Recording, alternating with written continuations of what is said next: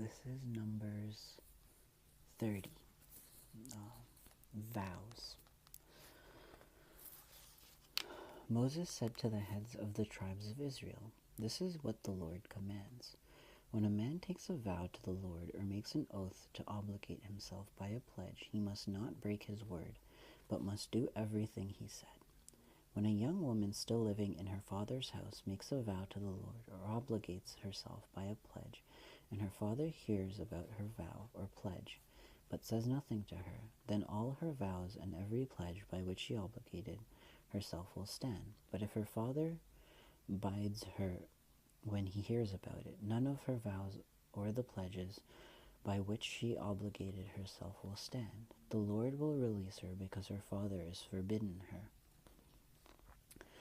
If she marries after she makes a vow, or after her lips utter a rash promise by which she obligates herself, and her husband hears about it, but says nothing to her, then her vows or the pledges by which she obligates herself will stand. But if her husband forbids her when he hears about it, he nullifies the vow that obligates her, or the rash promise by which she obligates herself, and the Lord will release her. Any vow or obligation taken by a widow or divorced woman will be binding on her. If a woman living with her husband makes a vow or obligates herself by a pledge under oath, and her husband hears about it, but says nothing to her, and does not forbid her, then all her vows or the pledges by which she obligates herself will stand. But if her husband nullifies them and he hears about them, then none of the vows or pledges that came from her lips will stand. Her husband has nullified them, and the Lord will release her. Her husband may confirm or nullify any vow she makes or any sworn pledge to deny herself. But if her husband says nothing to her about it from day to day, then he confirms all her vows or the pledges binding on her.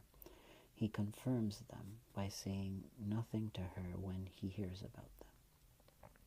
If, however, he nullifies them some time after he hears about them, then he is responsible for her guilt. These are the regulations the Lord gave Moses concerning relationships between man and his wife, and between a father and his young daughter still living in his house.